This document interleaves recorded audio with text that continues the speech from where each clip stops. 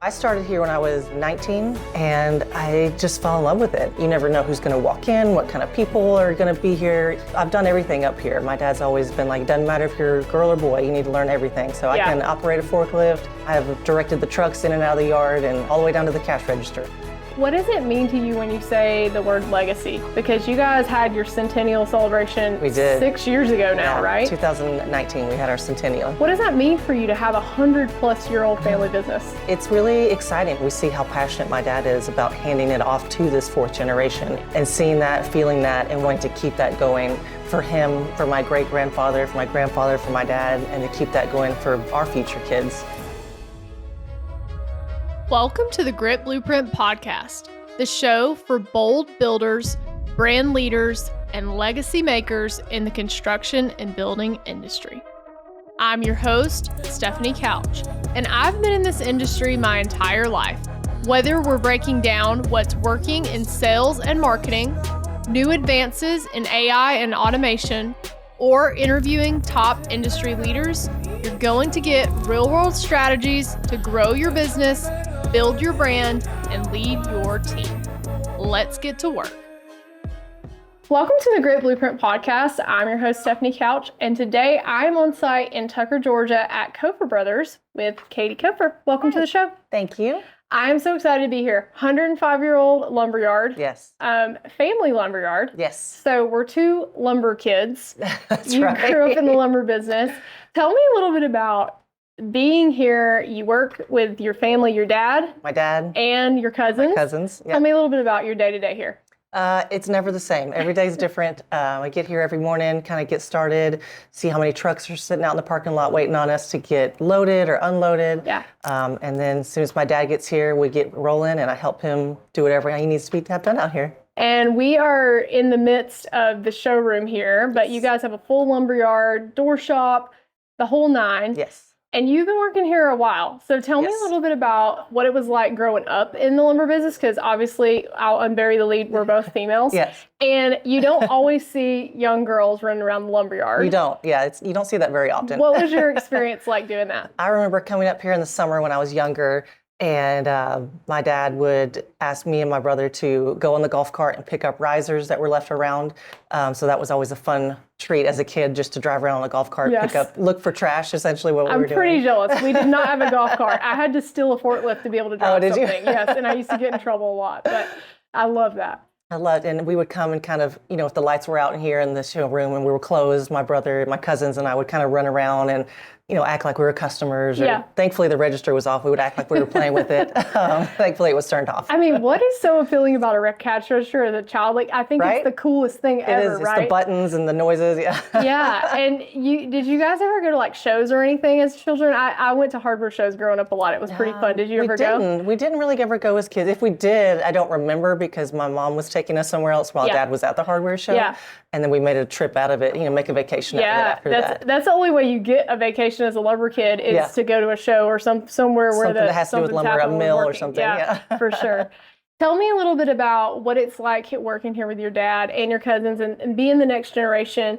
What's the training like to decide, how do you even know if you want to be in this business? Because I think for a lot of men and women that are younger, they're not really sure. So for somebody that's like, okay, I'm 20, I'm 25, should I do this? What would you say? And what's that like for you? So I started here when I was 19 or 20.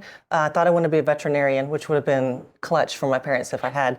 My mom gave me the best advice, and she said, you need to go work at a vet clinic at least for a year before you commit to that. And I did. It wasn't for me. So during the recession, I asked my dad if I could come work here just to figure out what I wanted to do. Never be able to thank him enough for giving me a job during that time. Yeah. And I just fell in love with it. I love the different, you never know who's going to walk in, what kind of people are going to be here. Yeah. You get to meet all different areas of construction, like the very beginning stages to like the final stages of it. I just love being around people. I love making people finding things that they need to complete this project and seeing how happy that makes them. So that's, and I've done everything up here. My dad's always been like, doesn't matter if you're a girl or boy, you need to learn everything. So I can operate a forklift. I can run the shipping office. I have directed the trucks in and out of the yard, and It's important. all the way down to the cash register. I love it. And if you're going to be the person who everyone is coming to at some point in your career, you guys are taking over the business in however in 25 years when Chip retires, hopefully.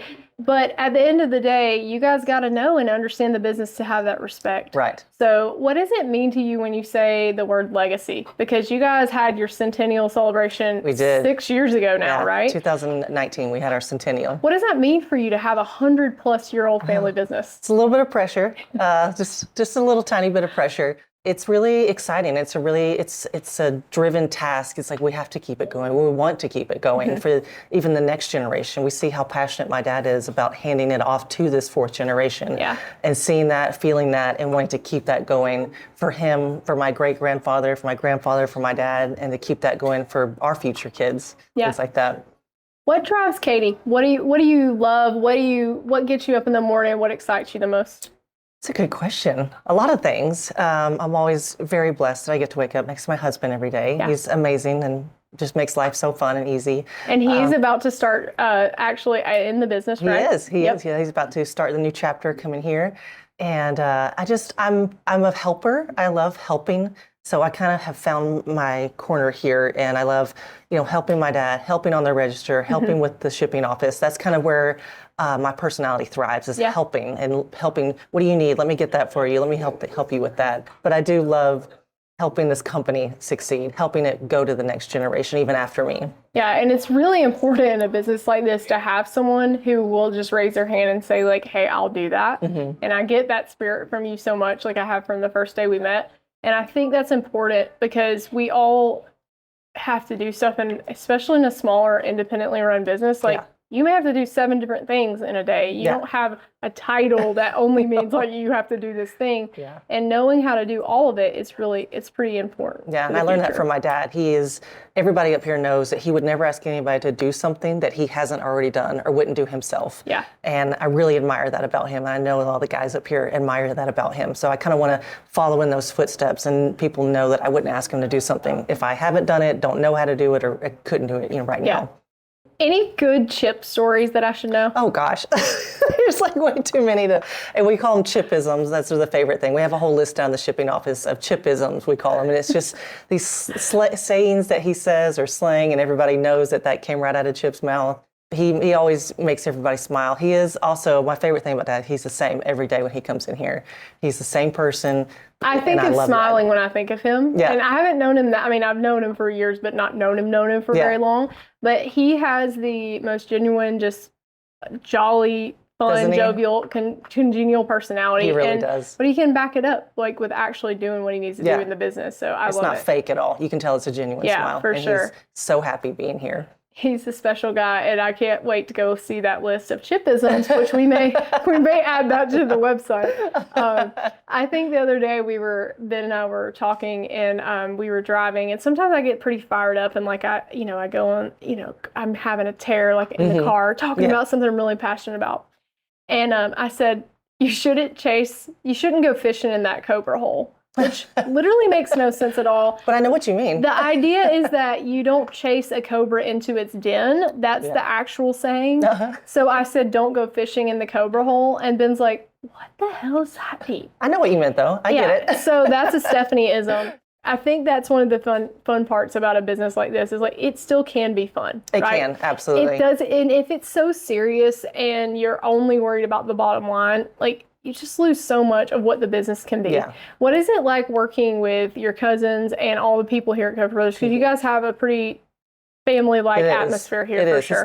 It's not a typical work relationship with other people. We really are a family. I mean, yes, my actual blood family is here, which is a joy to get to work around. It's always fun. And we, as a family and cousins, you have inside jokes and things you can laugh about. But everyone here has been here for so long also, and it's so just dedicated to the company that everyone just genuinely feels like family. It feels like just a bunch of uncles and cousins, everybody up here. And you don't get that in other places. No. And so it's something I really, really look forward to coming to work. Well, we do know when to work and customers are here, but it's also, we have that separate kind of relationship with everybody up here, which is really nice. And some of these people have been selling products like this for like 40 years. Oh yeah. Yeah, so here for 40 really years. experts that know the business, know products, and understand what customers need. Yeah, and that's such a cool thing, having a younger generation come in, that these people are still here and we can just absorb and learn from them, and them wanting to pass that on to us and being able to just take all that in from them is really, really a blessing too. Yeah, I love it. What excites you the most about the future of Cofer Brothers? Being able to say one day that I'm passing it on to the 5th generation. I think that's a really cool to be, and because I know it would make everybody before me proud, starting from my great-grandfather who started this company, my grandfather, my dad. Being able to pass it on to a 5th generation would mean so much, because I see how much it means to my dad. I can see it in his eyes. Passing it to a 4th generation, to us, then passing it to the next would be really special. Cool. Yeah, I can't wait to see that. I know it's going to happen because you guys have such an amazing business here. Thank you. Thank you so much, Katie. I really appreciate you coming on the Grit Blueprint. Thank you so much. That's it for this episode of the Grit Blueprint podcast. For more tools, training, and industry content, make sure to subscribe here and follow me on LinkedIn and other social media platforms. To find out more about how Grit Blueprint can help you grow your business, check us out at our website, gritblueprint.com.